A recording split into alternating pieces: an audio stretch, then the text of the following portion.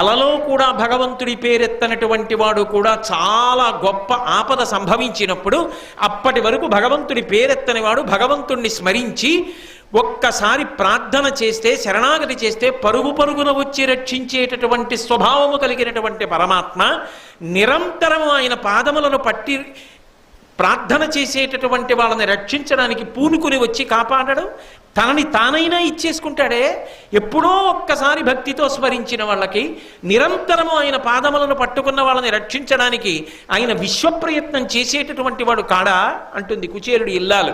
అందుకని అర్జునుడి కోసం అంత పరితాపాన్ని పొందాడు మహానుభావుడు. అంత పరితాపాన్ని పొంది ఒక్క నిమిషం హంసతూలిక ఆ శిబిరంలో ఉన్న ఆసన తన యొక్క శయ్య మీద పడుకున్నాడు. నిద్ర పట్టల. మళ్ళీ లేచాడు. మళ్ళీ దారుకుణ్ణి పిలిచాడు. దారుక, రేపు నువ్వు నా రథాన్ని సిద్ధం చెయ్యాలి.